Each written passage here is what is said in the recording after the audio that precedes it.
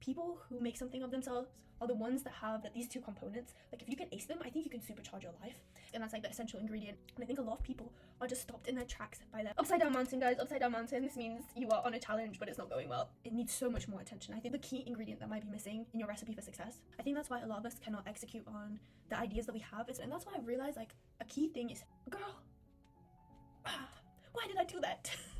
But what's going to bring you the results is that it feels like the right time to film. It feels like the right time to talk about something new, which I got inspired from yesterday watching an Alex Hormozi video. My main takeaway was there are two things which are going to differentiate you from other people, and that's action and conviction. And gosh, I keep note cards. Execution and conviction. I really think these are the foundation of successful people. If I was to think about what boils it down, oftentimes I love to ponder ideas, and I'll go through all of the cycles of like an idea in my head, like it's a little roller coaster. I'll have a revelation in my head, celebrate it, think about how cool it would be to do it, then get distracted by something else, never act on it, then shit on myself for not having taken any action, literally going through all the motions except actually doing the thing itself. And I think a lot of times we give ourselves excuses like, now's not the right time in my life, I'm too busy, oh, I have work, I have this, I have that. But really, you have everything you need within you to take the action. Like, to prove this to myself, I'm recording this on my computer because I started doing this thing where I turn off my phone before I go to bed. I started doing this thing,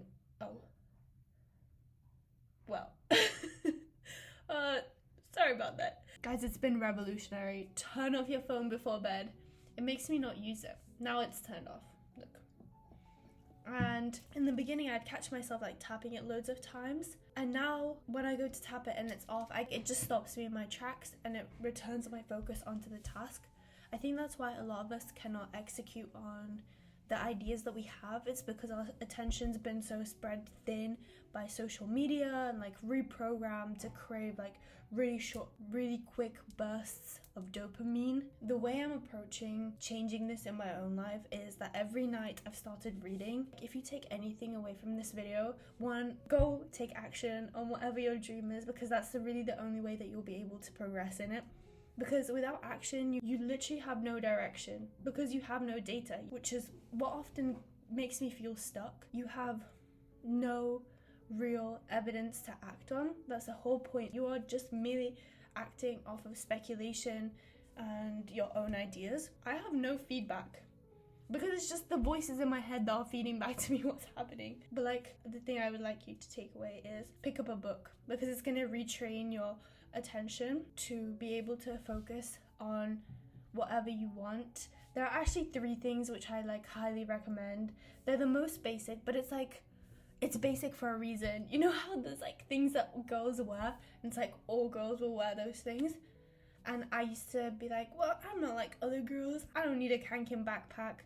I don't need the Adidas, the fucking Adidas leggings with the 3 stripes. And then I went off and got the Adidas leggings with the 3 stripes. And then it was the Nike Pro shorts that all the popular girls in my PE class would wear. And then I went and got it. Why? Because it's good. The basics are good. They're basic for a reason. Meditation, number 1. If there's one pillar of changing your life that I swear by, it's meditation. I'm going to include like a variation that you can do. Like in my Pilates classes, the teachers will sometimes include modifications depending on what level of difficulty you want to take an exercise at. At its core, what you're training is just to keep focusing your attention on the present moment. So you don't need to specifically do a traditional meditation, like in the sense of sitting down cross-legged, which I think is what most people perceive as meditating. Meditating could also be, you can sit in your room in the dark with your eyes open and just practice coming back to the present moment. Don't get scared away by the term meditation or what you, like the connotations that you attach to it. Any practice of focusing your attention, I think I would include under the umbrella term of meditation. This is key because we've been programmed to be so affected by the external reality. It can be really easy for external forces to change our trajectory and make us change our mind about taking action on a certain thing, even though at your core it's something that you want to do. As you get better at this practice, it allows you to tune out external stimuli and focus on your goal. I'm not forcing you to do it. I'm just telling you my own experience. It's like literally changed the way I view the world. It's changed my world, because if you have control of your attention, you have control over your reality. And the better you get at controlling your attention, the better you'll get at controlling the reality around you. That's what I believe. If you cannot sit down for 5 minutes, I really doubt you're gonna be able to achieve much. Sorry if that sounds like an attack. If that sounds like an attack, I think if anything, it should make you re-evaluate things. Anyway, sorry for coming at you, besties. I still love you. I'm here for you. I'm championing your growth. Second thing is reading. I've been reading every day before bed, and it's like downloading new software into my brain. Each new book I read is like, it's insane how much it's changing my perception of reality. Number one, it's retraining me to focus on longer forms of content, which is so beneficial for your attention span. Without it, you will fail to focus your mind on a task, and that's like the essential ingredient in growing anything in your life, is keeping sustained focus on it. But also, it's instilled me with such a positive perspective. I think when we go on social media, because negative things get a reaction out of us and we can't control the algorithm, you're basically put through this like roller coaster of a ride. Like, some things might trigger you, some things might make you happy, and it's like all these range of emotions that your human brain is not programmed to be able to process so quickly, one after the other, especially when you're like going on a binge scroll. But with a book, you know exactly what you're getting. You pick it up and you know the exact theme that you're reading on, so it's a very stable form of content for your mind, where you're not continuously like frying your brain with brain rot. And there's so many good lessons that I've taken away from the books that I've been reading, which have helped me form a better mindset, because it's written by really intellectual people who have dedicated years of their life to produce this content, whereas a TikTok video might take someone even a minute to make. There have been years of experience poured into these books, so I trust them a lot more as a form of content. And like it or not, I think the things we consume end up making a huge difference on the type of person who we become. So as much as people talk about having good control over your diet, I think your mental diet is the most important, baby. Like, don't talk to me about Ozempic if you're scrolling on Instagram. Don't talk to me about eating McDonald's when I see you scrolling all the time. I think social media is worse than McDonald's. Actually, I think the more you get on self-improvement, the more you realize that everything ties into each other. So it's not even like you're giving up something or sacrificing it, because you begin to notice how much better you feel without these things. So you're naturally ready to let go of them, which is quite beautiful. So if you feel stuck right now, I promise you that slowly making self-improvement steps, you will begin to feel so much happier, lighter, and more peaceful. That's the other thing about reading I wanted to say. Oh my god, the amount of peace I feel. Wow. I feel like it's unlocked such peace in my life. And again, owing to the fact that I'm not constantly being controlled by this random algorithm that serves me up things that will get a reaction out of me, because that's really how they keep you hooked. Like, usually I'm on there because I crave like some dopamine spike from the videos, and the more I do it, the less interested I get. I've noticed this about myself. When I was younger, I used to be able to watch a movie. I no longer can sit through a whole movie, which is quite sad to say. But I really think with conscious practice, we can make steps towards bettering ourselves. Like, I view it as a little bit like a funnel, right? And you're either spiraling down slowly or you're spiraling up. But the further up you get, the quicker you spiral up, because of the law of compounding. So evaluate your actions. Take accountability. Because the discomfort that you feel from looking at your life and thinking, wow, this shit, it's gonna be what fuels you to improve it eventually. Because for me, like, the worse and the unhappy I got is finally what prompted me into thinking like, oh, I need to search for a different path, and clearly I can't live like the majority of people do. Because I'd have a breakdown. The breakdowns are what led me to the revelations. So really the breakdowns were part of the self-growth. I think that's something you should give yourself grace for. If you're in a tough period, just know that you shouldn't judge moments in your life based off conventional labels like, oh, this is negative emotion is bad and good emotion is positive, right? Because the negative emotions are what's giving you the activation energy to improve. So they are just part of the process. Last thing is turn off your goddamn phone. That's like something that my grandma would say to me, and I'd be like, I hate the approach of people who tell you to limit your screen time, because if you understand how habits work, the most effective way is to replace a bad habit with something different. Use your phone as much as you want to, as long as it puts you in a positive state. That's why I tried replacing scrolling on Instagram with scrolling on Pinterest. Like, you want to do it naturally. You don't want it to be a forceful thing, because then you won't be able to sustain it. You'll feel like you're fighting against yourself. Instead of thinking, I have to reduce my screen time, I always think of things in terms of addition. It's part of the abundance mindset I'm cultivating, which I can make a whole ass video on abundance if you want that. I bet there's a lot of people who would want that. An abundance, one might say. Yes, always look at it from a point of addition instead of subtraction. Add more things that you like to do throughout the day. Pour more time into your hobbies. Find things that you love to do, and you will naturally find yourself spending less time on your phone. Much like I found so much joy from reading, I no longer feel the need for the stimulation from my phone. I never used to be aware of how much time I actually spent on my phone and how much it was taking away from me until recently I started turning it off, like I told you.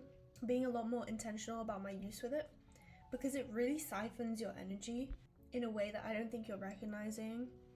It would cause me to be in these like zombie-like states when I'm really tired, when what my brain really needed was rest from stimulation. I'm not going to preach about this because I feel like there's enough content on the internet about turning off your phone. Okay, I think this covers like the execution part of the video. To execute, I think the main thing that you need is just control of your attention.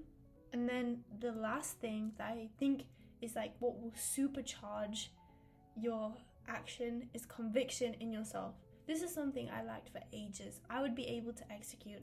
I would study hard. I'd put work in. I'd apply to lots of internships. But I always did it with low self-esteem. Girl. Why did I do that? Sometimes I look at myself and I'm like, I'm literally the prettiest girl in the world. Why would I ever doubt myself? And then other times I'm so doubtful of myself and I'm my own biggest op. I will tear apart everything I've done. And this is all going inside my brain. No one has come up to me and said anything negative to me. I'm just like waging war on myself. And I think a lot of people are just stopped in their tracks by their brain. So this is kind of like a wake up. In life, in school, we're never really taught about our mindset. Whereas it's been like a project that I've been working on for the past year to kind of reclaim my confidence. And I think it needs so much more attention. I think there are so many, especially women, who doubt themselves. I'm like, you would be 10 times more powerful if you just added conviction into whatever you're doing. Because people who make something of themselves are the ones that have such strong belief in themselves. So really that's the key ingredient that might be missing in your recipe for success. Believe that you can do it, and you will. All of the manifestation, all of the mindset books I read, if I could boil down the one key idea is that it's all within you. You literally possess all the faculties you need to either carry out the task or find out the right information. This is actually on the card, guys. Have you seen those tarot card readings? Like, I am sensing upside down mountain, guys. Upside down mountain. This means you are on a challenge, but it's not going well. No, just kidding. You're doing amazing. Alex Hormozi, my king, said you need to stay on the path long enough to encounter the mistakes that will allow you to grow and succeed. Bars. Thank you, Hormozi.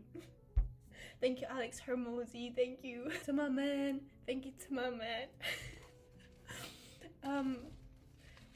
Figuring shit out is the strategy. And if you have belief that you can do it, that's what's going to push you up that mountain. The belief is the invisible force pushing you through the mountain. You're the one taking the steps That's all you need to do, one day at a time. And then the belief is what's gonna like push you up the mountain. And that's why I've realized like a key thing is faith. Whether it's faith in yourself, faith in God, faith in the universe. But really, I think like the spirituality people, we know like when you realize that all those things are just one, like you, God, and the universe are just really one being. It's like, it felt like some crazy, I felt like Christopher Columbus when he discovered America. I was like, I'm unstoppable now. Again, to reiterate, belief that you can do something is a prerequisite, which means necessary condition for you to achieve something. You cannot do something that you cannot believe you can do, because you simply just will not, especially if it's hard. If it's easy and you tell yourself like, oh, I don't believe I can jump up and down, like, shut up. Have some more common sense. For something that is difficult, if your predominant belief is that you can't do it, those voices that are negative will eventually outweigh the positive ones and tear you down and convince you that you can't. That's why action is important, because I think if we let our minds stew for too long, at least mine, it will convince me against doing something. Yes, it's good to think over your actions, but as long as you're acting in a way that's aligned with good, like the common good and positive. Like me filming this video, sometimes I doubt the videos. I'm like, the voice in my head is like, Nicole, you posting yourself on the internet is silly. Who are you helping? And I have to be like, shush, shush, shh, and calm them down and then take action despite it. And I think that's the hardest part. I don't think the action itself is what takes the most energy. This is why there's more emphasis on the conviction. For people, it might be different, but I'm just making you aware that these two components, like if you can ace them, I think you can supercharge your life.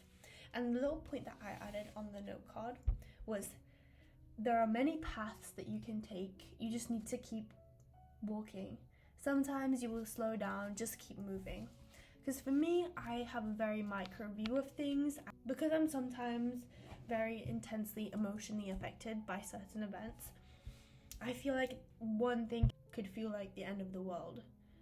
But if you zoom out, as long as every day you're like taking at least one little step towards your goal, they will compound and you'll be on your way up the mountain. Part of Alex Hormozi's message was that you should just stick and stop doubting your path and switching strategies, which is also a really relevant point. But don't let that scare you from starting. I think with these videos, I was really scared that like if I start, I'd just have to stick to some format. Like if I decided I want to make vlogs, I have to make just vlogs. Or if I make a try on haul, I'm boxing myself into only like fashion content, and then I'd have to follow through on that. But again, these are just limiting beliefs or like barriers that we set in place for ourselves and that we scare ourselves with. I think a great way to overcome this is if you journal. Take your journal and then put it into ChatGPT. Whoa, what are these like actions that I'm doing? Sorry about that. Sorry, didn't mean to beat you up. ASMR channel next, everyone. Guys, comment below if you like ASMR channel. What the fuck? I'm not made to be doing ASMR. Back to the point. See, that's my attention. The social media got to me. The brain rot got to me. The brain rot definitely got to me, guys. It's changed the person who I am. I usually have a backtrack running in the back of my head, and right now it's No Guidance by Drake and Chris Brown. No Guidance. It's like, it's running in my head this whole video. Just so you know. Maybe there's a backtrack on this video, but the backtrack in my mind is No Guidance. You gotta go, you got it. I don't wanna play no games. Look around, give me my last name. I get tired of the same time. That's okay, cause you got it. At least couldn't have God blessed me with a beautiful voice to go along with this beautiful face. It's okay. Can't have it all. The main point is just start on something and you can pivot. You can redirect. The important thing is that you actually get the ball rolling. I think that's the main thing that stops people in the beginning. It's surprising like how easy it is to make videos now that I've started. But I remember I put it off for like maybe more than a year. I think people do that also with business because they start to doubt themselves and the plan and the strategy, and if they're going to box themselves into a niche, just start. Tell the thoughts to be quiet. Shh. Put them to bed, like I will be doing in a second myself. And just begin. And I promise you everything will be okay. Because even if it doesn't work out, the knowledge that you have might one day prove to be very useful in some other case. The knowledge that you gain will be super valuable and can be applied. So many skills in life are transferable. Don't just take things at face value. I think that's something that's calmed me down, is that the world is so interlinked. In your mind, if you think things aren't working out, chances are you're just looking at it through a very narrow perspective. Even the worst situation, I think there's like a silver lining that you can take away from, because even the action of just starting is casting a vote in your favor, which builds your self-confidence and allows you to create this snowball effect to be able to tackle anything else in your life. So you got it. Start now.